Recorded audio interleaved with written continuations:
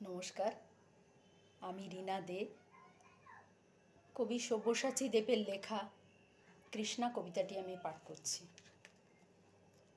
আমার কোনো শোক নেই, আমার কোনো বিষাদ নেই, হে কুরু বৃদ্ধগণ, আপনাদের নীরবতায় আমার কোনো ক্ষোভ নেই।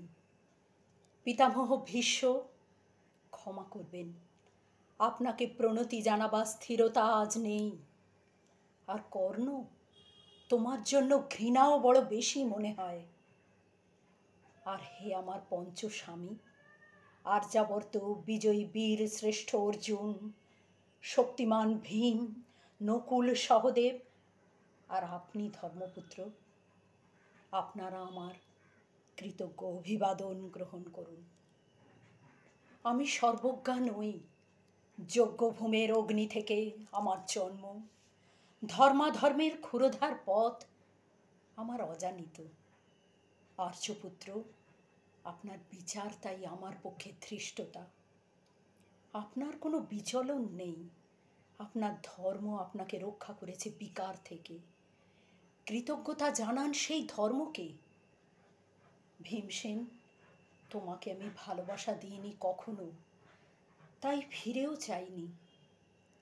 শুধু তোমাকে আমার জিজ্ঞাসা ছিল ফাল্গুনী, ঊর্ধ্বচারী মৎস্যের ছায়ালীন চোখের থেকেও দুর্লক্ষ কি দুর্যোধনের বুক?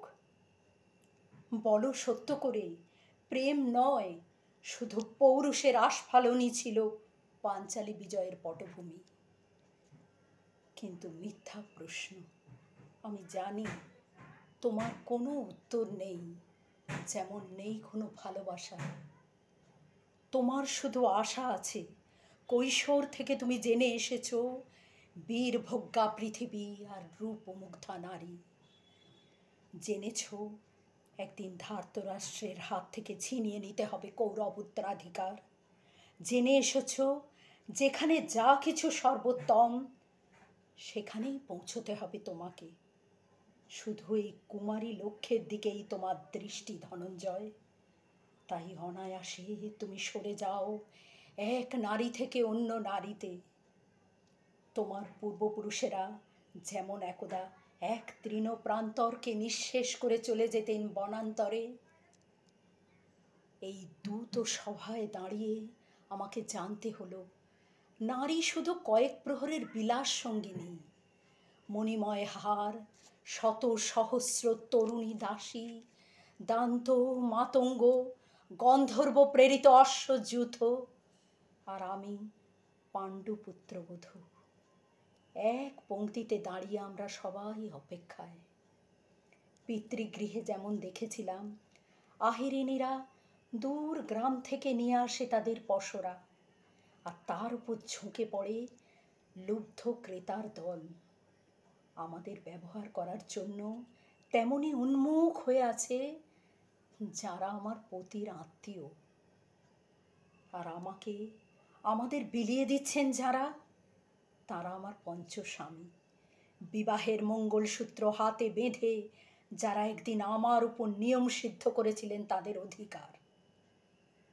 না, শুধু এই রত্নমণ্ডিত সভাগৃহেই নয়, আরও আগে আমাকে জানতে হয়েছিল আমার কোনো বাসনা নেই, নেই কোনো নিজস্ব ইচ্ছা।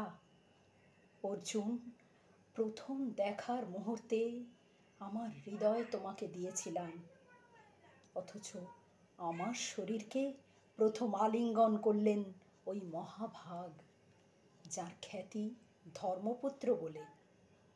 ইন্দ্রপ্রস্থ সৌরশিখরে যখন আছড়ে পড়ত নববর্ষার জলধারা, যখন আমার কামনা ছুঁতে চাইতো তোমাকে, আমার অনুৎসুক দেহকে তখন আকর্ষণ করত অন্য কেউ, যে আমার স্বামী। বসন্ত রজনীতে, কিংসুকের প্রমত্ত উল্লাস মুহূর্তে তোমার ব্যাকুল বাহু টেনে নিত আমাকে নয়, অন্য কোনো যুবতীকে। বারে বারে আমাকে সন্তানবতী করেছে পুরুষ, কিন্তু তারা প্রত্যেকেই আমার আকাঙ্ক্ষিত নয়। কোনো প্রার্থনা নেই আমার, কুরুবৃদ্ধরা বিলাপ করুন, জ্যেষ্ঠ পাণ্ডব প্রহর গুনুন, কোনো পুণ্য লগ্নেই ধর্মরাজ্য নেমে আসবে মাটিতে। ভীম, অনুগ্রহ করে স্তব্ধ হও। নকুল, সহদেব, বিচ্যুত হয়েও না অগ্রজের প্রতি অটল বিশ্বাসে।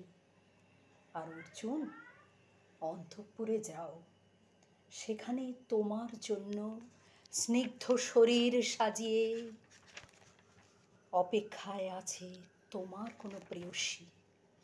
শোক নয়, লজ্জা নয়, এই রাজগৃহে দাঁড়িয়ে আমি জানলাম প্রেম নয়, শ্রদ্ধা নয়, অধিকার নয়, নারী শুধু প্রয়োজনের।